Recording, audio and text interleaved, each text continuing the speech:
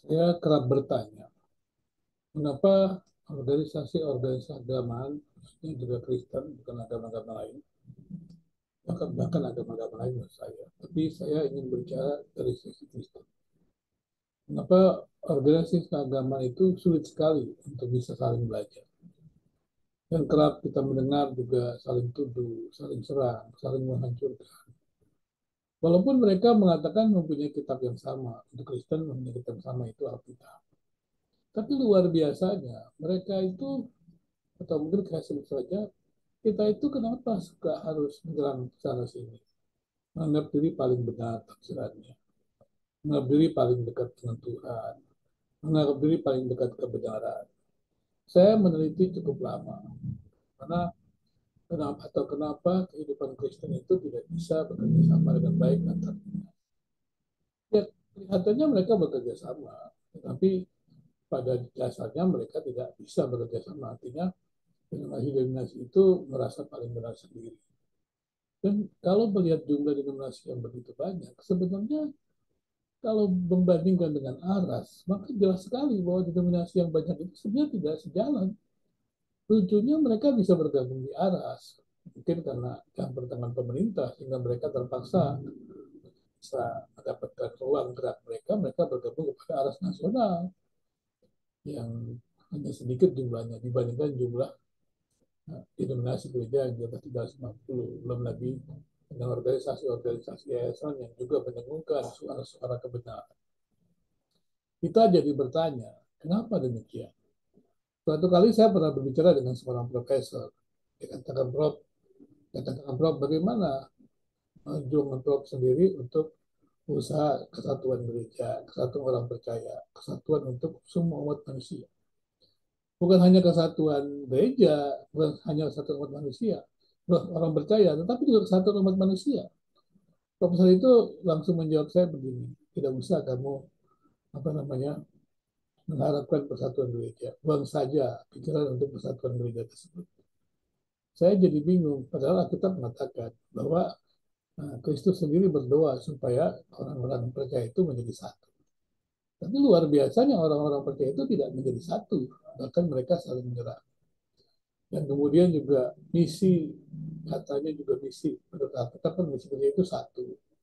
Tapi ketika misi itu diturunkan kepada visi-visi, menjadi bercabang-cabang. Apalagi ketika visi-visi itu masuk kepada visi individu. Masing-masing mengklaim visinya dari Tuhan, visinya dari Tuhan. Padahal visinya satu. Tapi visinya kalau memang dari Tuhan, kenapa bertabrakan dengan yang lain? Apakah tidak bisa mencari jalan tengah dari perbedaan-perbedaan itu? Nah, inilah yang terjadi dalam hubungan antara agama-agama, secara khusus di Kristen. Menurut saya kalau kehidupan Kristen sendiri tidak bisa membangun kehidupan bersama yang baik, bagaimana kita ingin membangun bangsa yang baik? Apalagi dengan kondisi dunia seperti ini, dengan kondisi bencana yang cukup panjang, apakah tidak cukup bencana yang begitu panjang yang membuat kita menderita ini untuk kita tidak bersatu? Memang pada waktu awal bencana kita sudah melihat langsung dari setiap individu bagaimana mereka yang berpunya itu tidak peduli apa dengan orang-orang yang tidak berpunya dan barang-barang di toko-toko dibeli habis, obat-obatan juga demikian, bahkan masker-masker juga dibeli habis sehingga orang-orang yang tidak berpunya tidak tidak bisa mendapat kesempatan tersebut atau tidak mendapatkan kesempatan yang pantas dalam perkenalan diri. Tentu saja ketika vaksin semua diberikan dengan gratis, tetapi sudah banyak yang berusaha untuk supaya vaksin itu diberikan dengan gratis. Nah, kemudian kalau bisa ada pastas-pastas khusus. Dalam kondisi bencana saja kita tidak bisa untuk bisa melihat kepentingan bersama.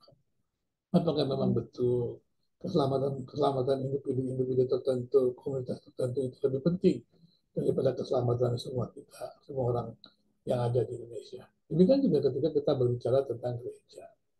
Bagaimana bisa kita ini mau menerima orang lain atau kita diterima orang lain kalau kita tidak mau menerima orang lain. Terlalu banyak denominasi-denominasi gereja, perdebatan-perdebatan. Menurut saya perdebatan-perdebatan doktrin itu tidak sepantasnya. Klaim-klaim yang menekankan mereka punya mujizat, klaim-klaim yang mengatakan mereka doktrin yang benar. Sebenarnya sebagai peneliti dan kita semua sudah tahu bahwa biasanya kan dalam sebuah sebuah teologi, dalam apapun juga ada dua cabang. Yang cabang pertama itu akademik, dan cabang yang kedua adalah praktik. Ya orang yang orientasinya kepada akademik, ya mereka saya menyebutnya ya bergelut-gelut dalam teori, bergelut-gelut dalam keilmuan. Ya. Kemudian yang mereka yang biasa dengan praktek-praktek, ya mereka juga menikmati praktek-praktek tersebut, seperti praktek kesembuhan ilahi, praktek praktek pelepasan, praktek kerjanya mereka juga meramal-meramal mungkin, atau praktek mendapatkan suara Tuhan, apalagi. Dan pada lucunya pada praktek mendengar suara Tuhan itu tidak pernah di-share ke orang lain. Malah diklaim ini benar dari Tuhan. Sampai saya berpikir, apa betul orang itu bisa membedakan suara Tuhan bukan suara Tuhan, suara dirinya? Apa betul mereka itu sudah sempurna dan bisa tidak salah? Ya, mereka mendengar suara Tuhan, apa betul itu tidak salah? Ini kan pertanyaan-pertanyaan yang harus kita gali lebih dalam. Ini kan jaga doktrin kan terbatas. Tambatan sarjana teologi, magister teologi, doktor teologi, kan kita semua sudah tahu. Kalau kita tamat sarjana teologi, kemampuan kita analisis. Atau begitu mengklaim membaca Alkitab dengan bahasa asli. Bahasa asli itu maksudnya untuk apa? Berapa kamus yang sudah dia baca? Kan tidak bisa dia membacanya dalam konteks individu. Saya tidak percaya ada orang bisa kemudian menafsirkan Alkitab secara individu tanpa melihat komunitas. Bagaimana bisa? Apa memang dia ahli segala-galanya?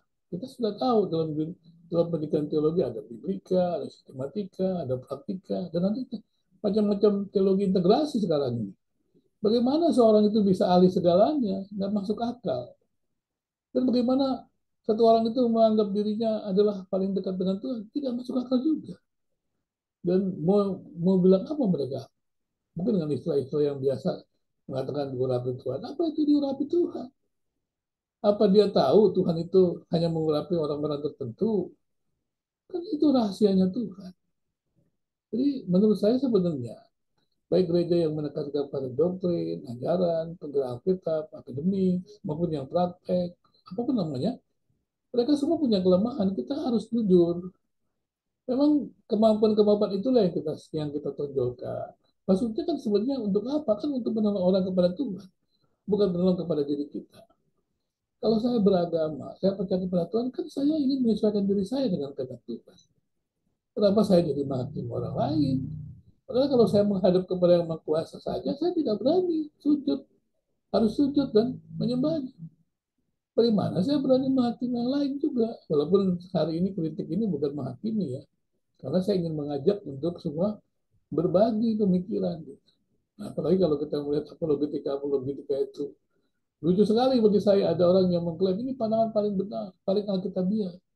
Paling alkitabiah itu artinya apa? Saya tidak paham paling alkitabiah. Paling benar saya juga tidak paham. Kecuali Tuhan sendiri yang mengatakan itu benar. Tapi kan Tuhan sudah menyatakan, menggali, dan tidak ada yang bisa sama dengan Tuhan. Ini kenapa kita harus meninggikan dirinya? Jadi itulah yang membuat yang saya selalu merenung, selalu mikirkan. Mengapa demikian? Bahkan kalau saya mempelajari, seorang sarjana teologi, magister teologi, seringkali saya lihat belum mampu membangun teologi. Mereka hanya mendengar dari orang-orang yang mengajar mereka. Apalagi sekolah-sekolah teologi di Indonesia, minta maaf. Kebanyakan juga mereka hanya mendengar dari pemimpin-pemimpin mereka. Pengamatan saya di pendidikan tinggi teologi itu tidak ada yang namanya kebebasan akademik, secara khusus untuk pendidikan tinggi yang teologi dengan tinggi agama Kristen yang dibangun oleh gereja. Mereka tidak ada yang namanya apa namanya kebebasan mimbar akademik, tidak ada.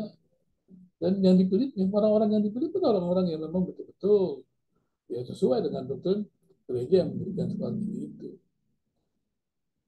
Kalau kemudian sekolah-sekolah tinggi, sekolah kita itu menjadi benteng doktrin gereja atau pelindung doktrin gereja, itu kan sah-sah saja. Ya memang mereka dibangun untuk melindungi gereja itu, melindungi doktrin itu. Tapi pertanyaannya sampai kapan kita mau begitu terus? Perubahan-perubahan itu akan cepat.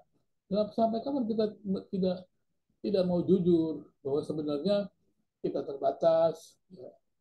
Kita boleh punya semangat, semangat. Tapi jangan sampai kita betul semangat kita yang paling hebat dari semuanya. Kita boleh punya visi dari Tuhan. Tapi kalau visi itu visi pribadi ya jangan ajak orang lain lah. Kerjakan sendiri saja. Tapi kalau sudah visi dibagikan ke orang lain, ya jangan diklaim pribadi. Itu dari saya. Dari saya atau dari Tuhan. Nah kalau dari Tuhan, kenapa kenapa ada yang mengklaim itu pribadinya? Saya juga mengamati dalam apa namanya penyusunan tata tata gereja segala macam itu. Ada banyak pendiri, dikatakan ada pendiri itu memiliki hak veto. Hak vetonya bagaimana? Karena dia memiliki visi misi. Visi misinya bagaimana? Visi misinya kan berkembang. Apa bisa pendiri-pendiri itu memegang visi misi tidak berkembang? Mana ada visi misi tidak berkembang? Kalau pendiri itu pegang visi misi terus dan tidak mau dengar yang lain, kira-kira jadi apa ya organisasi itu? Dan ke depan tidak akan bisa membuat tantangan zaman. Nah, saya tidak paham kenapa demikian. Itulah sebabnya saya mungkin melihatnya sulit sekali kalau hanya berpikir seperti itu. Bahwa aku yang paling benar, organisasiku paling benar, komunitasku yang paling benar. Penelitian saya sih, yang saya teliti itu lama. Saya memang tidak terlalu lama sih. Nah ini baru 30 tahun 86, baru 37 tahun lah 37 tahun ya waktu yang sebenarnya sih tidak terlalu sedikit juga begitu. Dan belajar di banyak pendidikan tinggi teologi, mengajar di banyak pendidikan tinggi teologi, melayani di banyak gereja. Dan menurut saya tidak ada hal-hal yang sangat esensial sehingga gereja itu berantem ataupun saling serang dengan yang lain. Tidak, yang menurut saya juga kita harus membedakan apakah betul kita beribadah kepada Tuhan, apakah kita betul kita membutuhkan komunitas untuk beribadah kepada Tuhan. Memang kalau kita melihat peperangan-peperangan yang ada, jangan-jangan gereja-gereja yang ada saat ini memang mewarisi semangat gereja pada zaman pertengahan yang sedang bertempur. Tapi jangan lupa, ini sekarang adalah zamannya demokrasi. Bagaimana Anda saling memaki-memaki? Lebih baik kita saling belajar, tapi sesat tidak sesat. Katakan saja kebenarannya bagaimana, dasarnya apa, dan mereka saling mempertimbangkan, diskusi. Kita tidak perlu saling menjatuhkan. Memang ketika kita dijatuhkan orang lain, karena kelemahan kita, orang lain tidak punya kelemahan. Kita kan semua punya kelemahan. Apa betul tidak ada kita tidak punya kelemahan? Saya tidak percaya. Tidak ada manusia yang seperti Tuhan, kecuali Tuhan Yesus. Itu saya imani. Saya yakini sebagai patron, sebagai model kehidupan. Ada kita semua seperti itu. Kalau kita mau jadi model lagi, model apa? Kalau kita membaca di Alkitab juga, kita mengikuti tokoh-tokoh itu karena tokoh-tokoh itu mengikuti teladan Tuhan. Kalau tokoh-tokoh itu tidak mengikuti teladan Tuhan, jangan diikuti. Saya khawatir sekali bahwa sebenarnya benturan-benturan antar denominasi, komunitas itu bukan benturan karena doktrin. Dan pengalaman saya juga ketika saya meneliti di sebuah daerah, di Bojonegoro misalnya, itu gereja pecah-pecah itu bukan gara-gara doktrin, tapi gara-gara kepentingan-kepentingan individu yang kemudian menggunakan komunitas. Mungkin ada orang-orang yang jemaah eksistensinya tetap terjaga di gereja, bukankah tempat-tempat ibadah atau komunitas gereja ini menjadi tempat orang mencari perlindungan, mencari keamanan, kan? Sehingga dengan demikian dia berusaha mempengaruhi atau menguasai komunitas-komunitas agama seperti Kristen dari denominasi-denominasi itu. Bukankah orang-orang yang punya pemikiran khusus dia mencari kelompok tertentu untuk kemudian mendapat dukungannya? Tapi untuk apa? Kalau kita mengatakan diri membela kebenaran, kebenaran itu kan bisa membela diri. Nah, kemudian kalau kita memang individu mengalami kesaksian dengan Tuhan, itu cerita saja.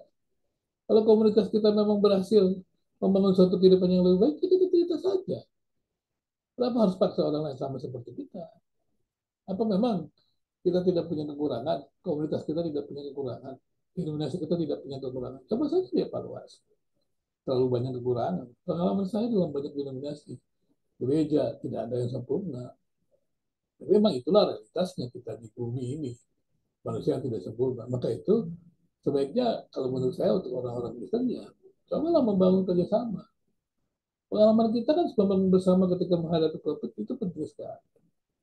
Janganlah kita kemudian melihat bahwa sebenarnya menurut saya Tuhan adalah menginginkan kita, bicara kita tentunya, baca kita agama juga Tuhan menginginkan manusia itu hidup dengan baik dengan sesamanya. Dan semua manusia hidup dengan kebenaran. Paling tidak kita punya nurani. Kalau orang tidak hidup dengan adil, tidak dengar dengan atas nama apapun juga tidak bisa. Karena itu tindakan-tindakan tidak adil, tindakan tidak benar dengan mengatasnamakan agama tetap kriminal. Tidak ada tindakan-tindakan adil, tindakan tidak benar itu menjadi tindakan kudus karena atas nama agama. Tidak ada. Dan saya pikir kita semua sudah cukup memahami bahwa Tuhan itu memang berdaulat. Kalau memang Tuhan ingin menghukum orang-orang tertentu, kenapa dia butuh kita? Tuhan tidak butuh manusia. Kemudian orang bertanya, bukankah dalam pengalaman sejarah dinyatakan? Coba perhatikan. Kalau dalam kehidupan konteks Kristen, dalam konteks Kristen, kenapa ketika Adam dan Hawa jatuh di dalam dosa, kemudian selanjutnya ketika manusia makin jahat, kemudian Allah memakai Nuh, pribadi, keluarganya kemudian hanya menyisikan Nuh saja, semua manusia dimusnahkan pada waktu itu. Dan Allah memakai ya keluarga itu. Kemudian kenapa ketika menara Babel terjadi dan Tuhan mencerai-berai? Tapi kenapa? Karena menara Babel Tuhan tidak membuat manusia itu hancur. Kan sudah dijanjikan. Tidak akan ada lagi air bah.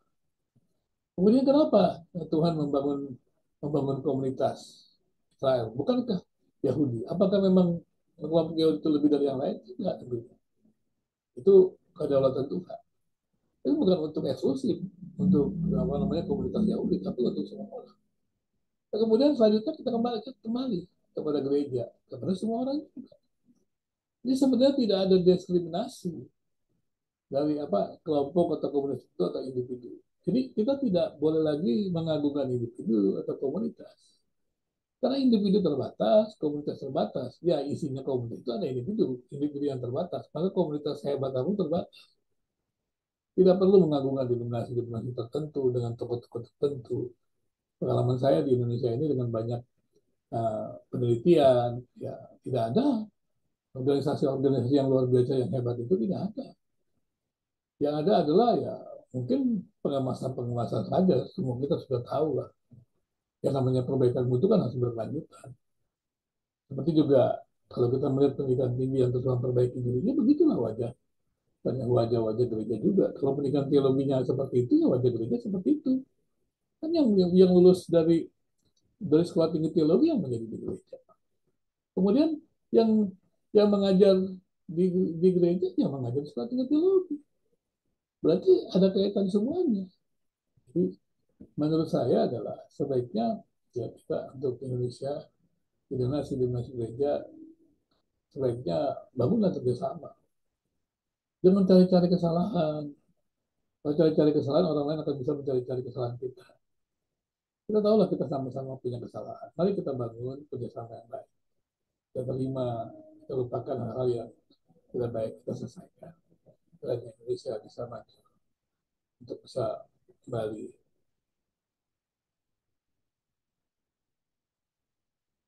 untuk membangun sebuah Indonesia yang lebih sejahtera.